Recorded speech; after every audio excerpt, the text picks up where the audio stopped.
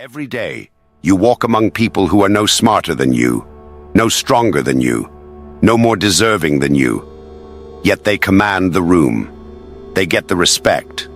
They take the opportunities. They rise while you remain unseen. Why? Because they act as if they belong at the top. They walk with the air of kings, while you shuffle like a servant. They speak as if their voice was meant to be obeyed, while you second-guess every word. Here's the truth. In the game of power, perception is reality. People don't follow the best. They follow the boldest. They don't kneel before the most talented. They kneel before the most certain.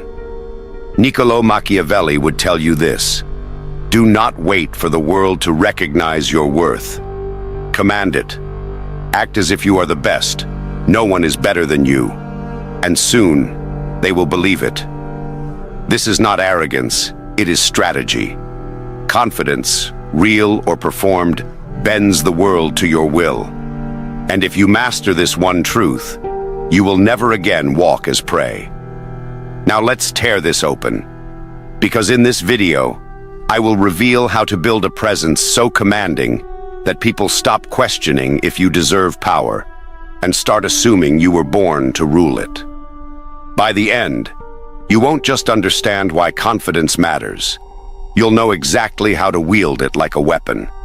So stay until the last word, because once you master this, you will never again walk through life as invisible prey. You will walk as the predator. Look back at your life for a second. How many times have you held back? How many times did you silence yourself thinking, I'm not ready yet, or what if they laugh at me?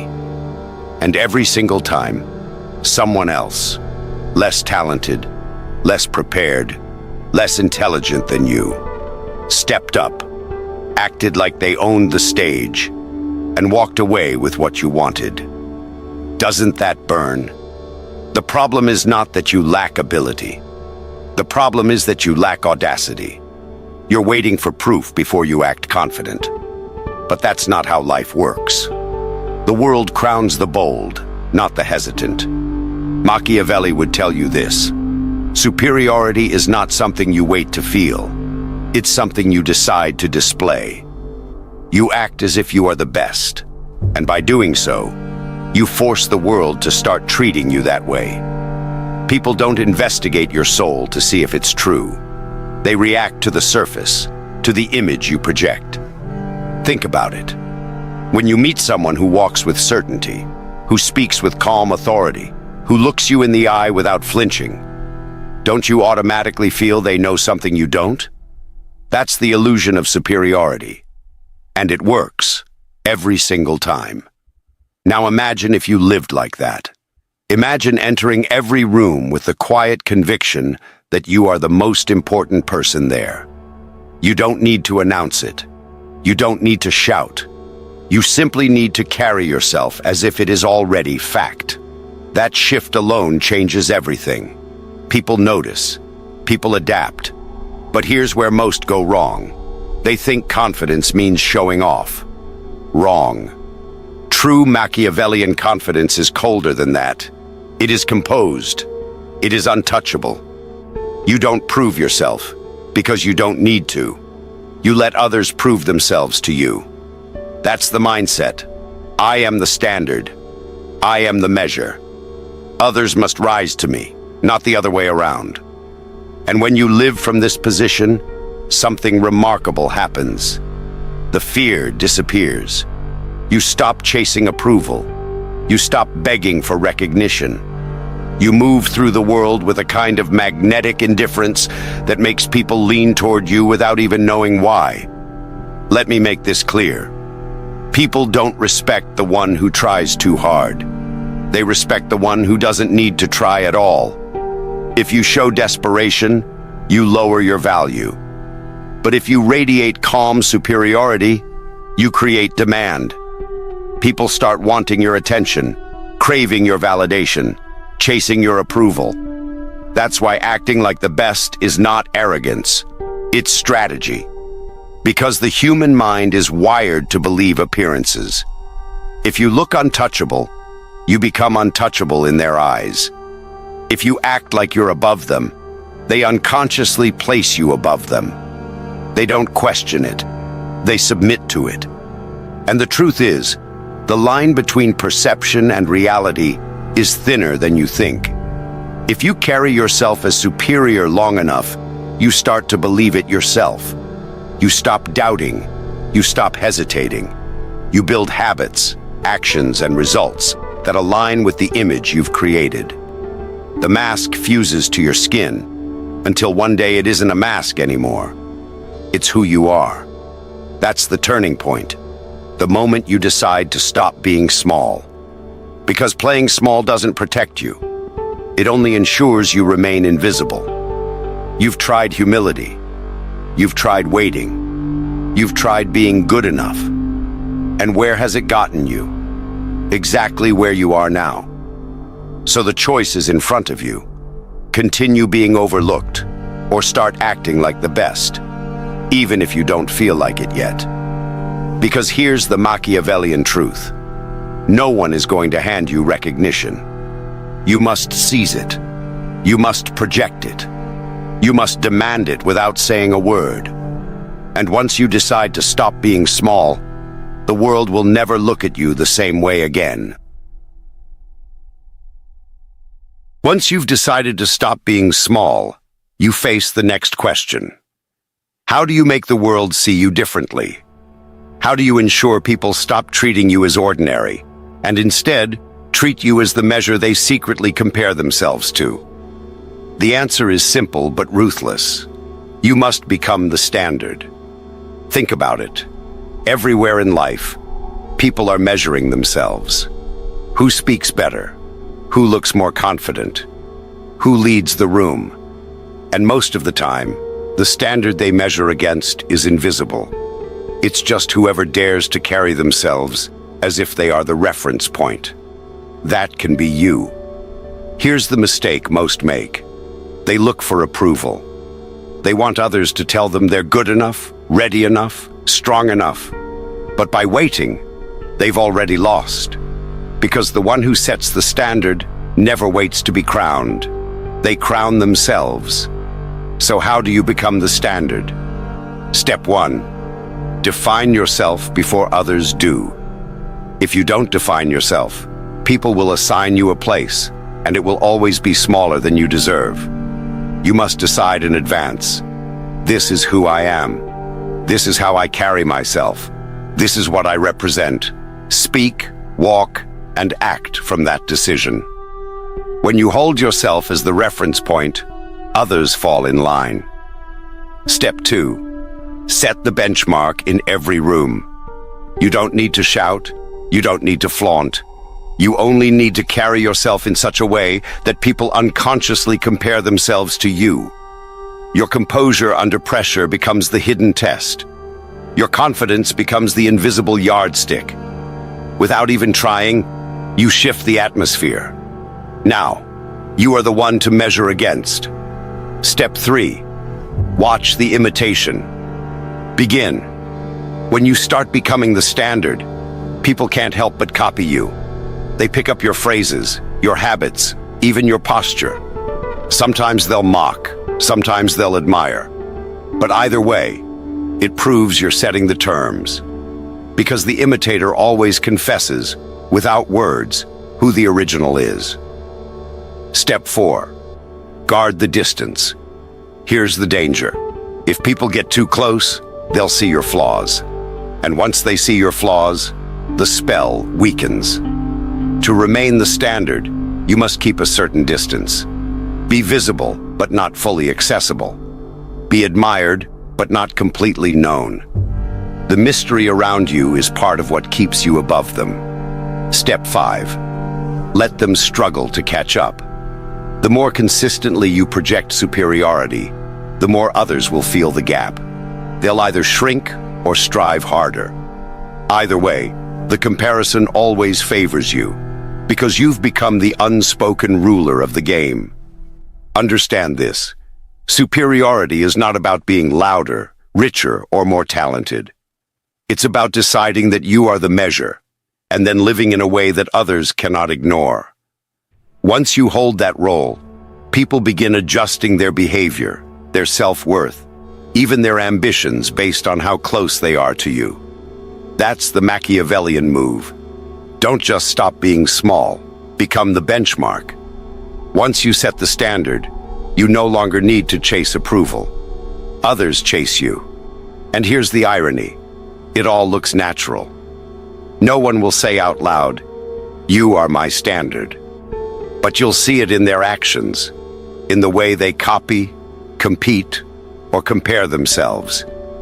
You'll see it in how they tense when you enter, how they measure their victories against what you would have done.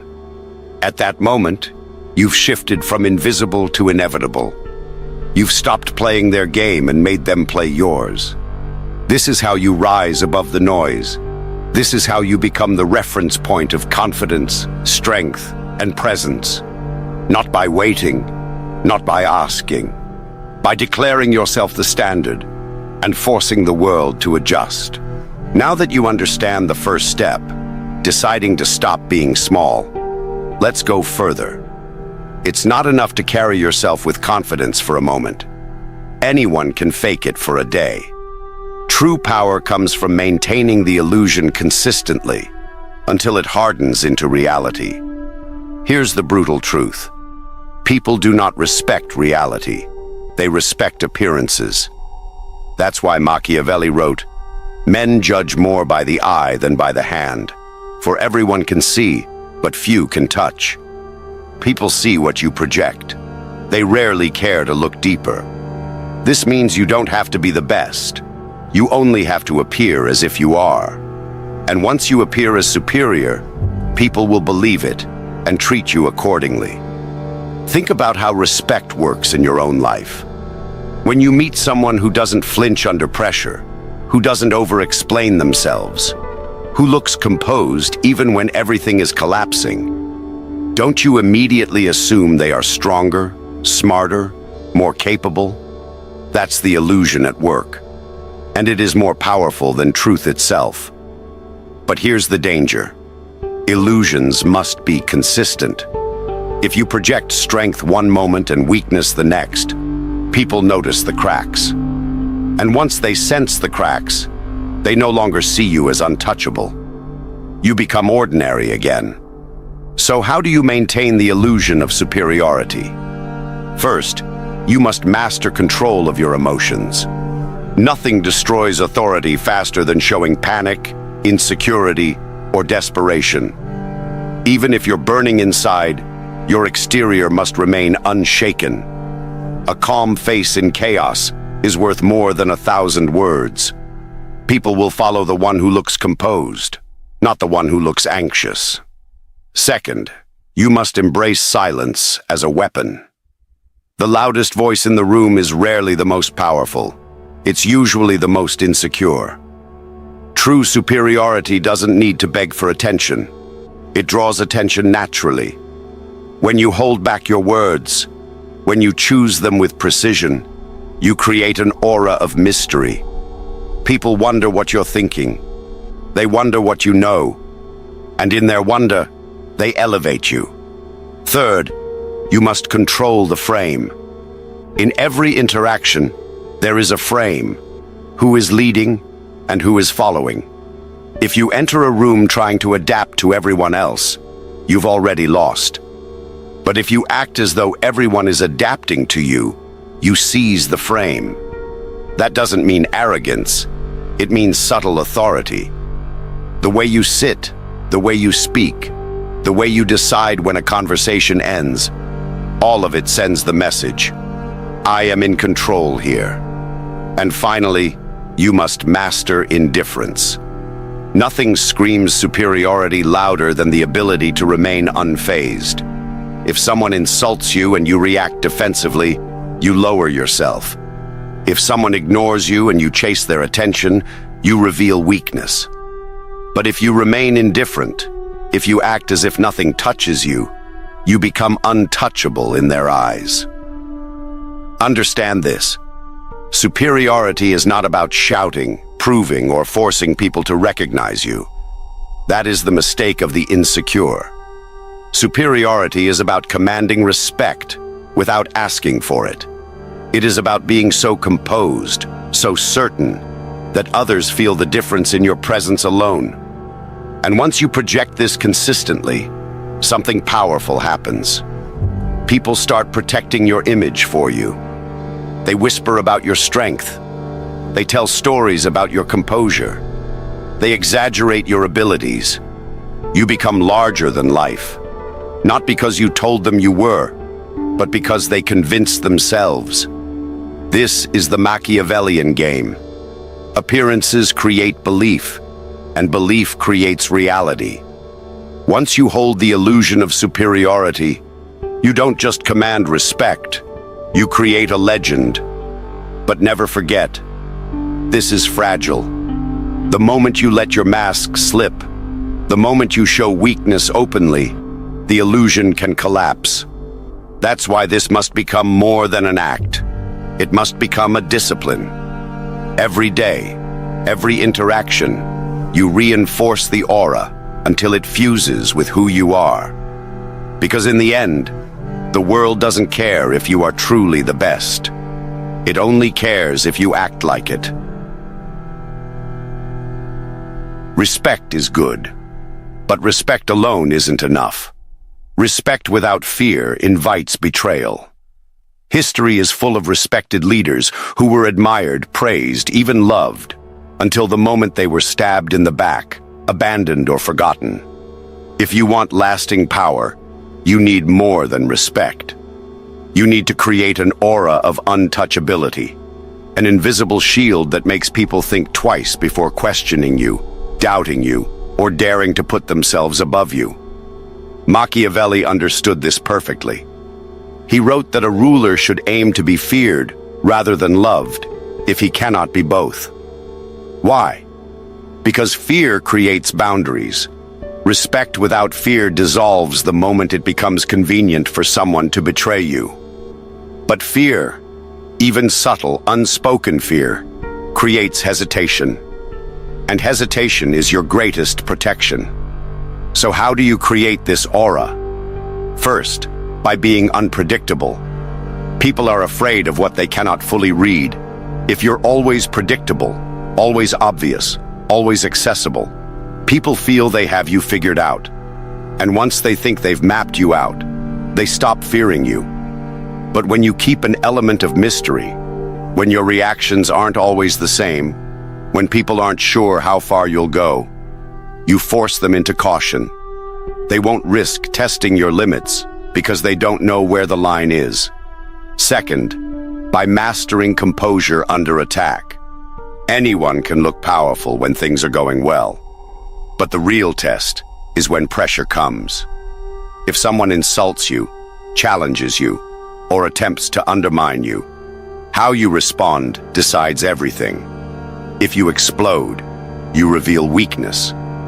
If you crumble, you reveal fear. But if you remain calm, indifferent, even amused, you send the signal that no one can shake you. That's when people start whispering, "He can't be rattled." He's untouchable. Third, by creating consequences without announcing them. This is crucial. If people wrong you and you do nothing, your aura weakens. But if every slight, every betrayal, every attempt to test you quietly meets with consequences, people learn. You don't have to shout about it. You don't have to make a spectacle. Silent consequences are far more powerful, because then people start warning each other. Don't cross him. Things don't end well for those who do. And finally, by never lowering yourself to compete directly. The truly untouchable do not get dragged into petty games. They do not squabble for scraps. They stay above it. When someone tries to provoke you, and you don't even acknowledge them, that silence cuts deeper than any retaliation. Why? Because it shows they're not even worth your attention. And nothing establishes superiority more effectively than indifference to challengers. Now, let's be clear. Untouchability doesn't mean isolation. It doesn't mean pushing everyone away or living like a ghost. It means building a presence so firm, so unshaken, that people instinctively treat you differently. They speak carefully around you. They watch their tone. They measure their words. Not because you told them to, but because your aura demands it. Think about the most powerful figures in history: Julius Caesar, Napoleon, even modern leaders. They all cultivated this aura. People didn't just respect them. They carried an unspoken fear of offending them, of standing in their way, of being seen as an enemy. That fear gave them space. That fear protected them from small attacks. That fear elevated them above ordinary men. And here's the key. Untouchability is not about violence or threats. It's about presence. When you act as if no one is above you, when you remain composed under fire, when you enforce quiet consequences, and when you refuse to stoop to the level of your challengers, you create a reputation. That reputation walks into the room before you do. People may admire others, but they hesitate before crossing you. That hesitation, that pause before action, is where your true power lives. So never settle for being liked. Never settle for being respected. Build the aura of untouchability. Because once you do, you stop playing the same game as everyone else. You rise above it. You exist in a realm where no one dares to touch you. That's when you've crossed from confidence into true power. There's a hidden law of power most people never learn. It doesn't matter what is true. It matters what people believe to be true. If you want real control, you cannot let others define the terms, the rules, or the reality of any situation. You must seize the frame, the invisible structure that dictates how people see the world, and more importantly, how they see you. Here's the danger. If you don't command the frame, someone else will. And the moment they do, you're already playing their game, on their battlefield, by their rules. That's how people lose power without even realizing it. Machiavelli understood this perfectly. Princes, kings, and leaders who let others shape perception always found themselves trapped, forced into defense, scrambling to prove themselves. But those who set the frame, those who dictated how things were seen, never had to justify themselves. They simply were. So how do you command the frame of reality? First, by defining yourself before anyone else does. Never wait for people to label you. The moment you hesitate, they'll project their own frame onto you. Weak, arrogant, unworthy, insignificant. But when you boldly set the narrative, when you declare who you are, people adapt to it. You speak as if it's already true, and they fall in line. That's why the bold rise faster than the brilliant, because boldness seizes the frame. Second, by controlling interpretation, not facts. Here's the secret. People don't argue over reality. They argue over meaning. The same event can be seen as triumph or failure, depending on who frames it. When you make a mistake, don't explain or defend. Reframe it. Call it a test, a strategy, a lesson you chose. Speak it with conviction, and people will accept it. Why? Because humans crave certainty more than truth. Whoever gives them certainty controls their mind. Third, by never competing within someone else's frame. This is where most people lose. If someone insults you and you defend yourself, you've already accepted their frame, that their opinion matters, that you're on trial. But the Machiavellian response is different. You don't defend, you redefine. You laugh, you dismiss, you flip it. In that moment, you're telling the world, I'm not bound by your frame. I create my own forth by projecting inevitability. This is the most powerful frame of all, the frame of destiny. When you carry yourself as if your success, your dominance, your rise is inevitable, people begin to believe it.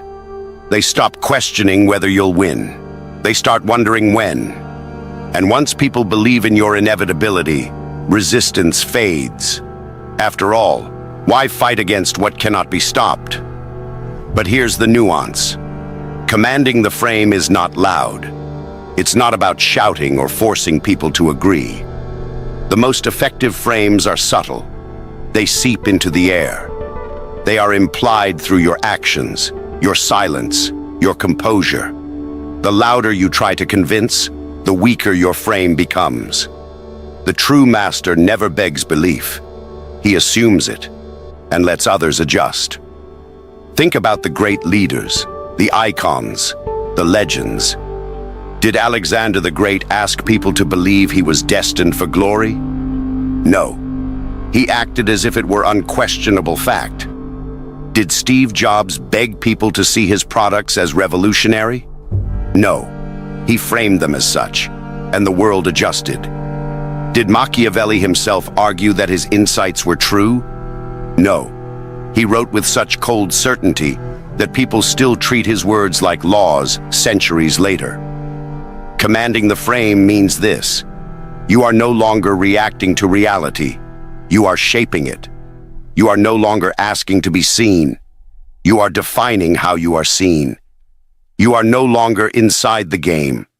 You are dictating its rules. And once you do this, once you master the frame, people don't even realize they're living in your world. They adapt to your standards, your pace, your meaning. They argue within boundaries you've set, not realizing the argument itself serves you. That is true dominance. Not just being untouchable, not just being confident, but bending perception so that others cannot even imagine you as anything less than superior. Because in the end, reality isn't fixed. Reality is fluid. And the one who frames it first, the one who dares to declare it with conviction, becomes the architect of everyone else's world. That is the Machiavellian art of commanding the frame. By now, you see it clearly. The world does not reward those who wait patiently, who ask politely, who shrink themselves to make others comfortable. The world crowns those who dare to act as if the crown is already theirs. The truth is simple. Hesitation is death. Every time you hold back, someone less talented, less prepared, and less deserving steps forward and claims what could have been yours. And they succeed not because they are better, but because they carried themselves as if they were. Confidence is not about waiting until you feel ready. It is about projecting readiness before anyone questions you. Power is not about proving yourself. It is about acting as if proof is unnecessary. When you walk into a room with quiet certainty, when you hold yourself with composure while others stumble, people feel the difference. They may not know why, but they sense it. You are the one who sets the standard. That is how superiority works. It is not discovered, it is declared. And once you declare it with conviction, the world adapts. People begin measuring themselves against you. They copy your words, your habits, your energy. Even when they resist you, they cannot escape you. Their rebellion still revolves around your presence. This is the silent power of becoming the benchmark. When you carry yourself with an aura of inevitability, people stop asking whether you will rise. They begin to assume it. Resistance fades, doubt collapses, and suddenly your superiority feels like fact, even to those who once dismissed you. But here is the secret few will ever understand. This begins as a mask, but it does not stay a mask. At first, you act as if. You walk taller than you feel. You speak with more certainty than you truly possess. Yet the longer you hold that posture, the more it fuses into your identity. Soon it is no longer performance. It is who you are. And that is the true Machiavellian transformation. You no longer wait for permission. You no longer chase approval. You stop playing by rules written to keep you small. Instead, you decide, I am the measure. Others must rise to me. That's the path of power. You become untouchable not by hiding your flaws, but by never letting them define you. You command reality, not by begging belief, but by framing it yourself. You set the standard not by competing, but by living in such a way that others cannot avoid competing with you. The weak will whisper. They will doubt. They will hope you fall. But their whispers are proof that you dominate their thoughts. Their doubt is proof that your presence disturbs them. Their hope is proof that you stand higher than they do. So carry yourself with the authority of one who knows no rival. Enter every room with the unspoken conviction that no one is better. Not arrogance, certainty, not noise, presence. You do not shout. You do not chase. You do not prove. You embody. And in embodying, you redefine reality itself. That is how legends are made. Not through begging for recognition, but through becoming so undeniable that recognition bends toward you. Now it is your move. You've heard these words, and you feel the pull. You can either let them fade, return to smallness, and watch others claim what could have been yours. Or you can act. Not tomorrow. Not someday now. If this spoke to you, if you feel the shift inside you, do not let it die. Strengthen it. Keep it alive. Hit the like button right now as your first act of claiming superiority. Subscribe to this channel and surround yourself with more ruthless lessons in power, because this path does not end. It only sharpens. And share this with someone who needs it, because influence grows when it spreads. Act as if you are the best. Act as if no one is better. Wear the crown before anyone offers it. And watch as the world accepts it as fact.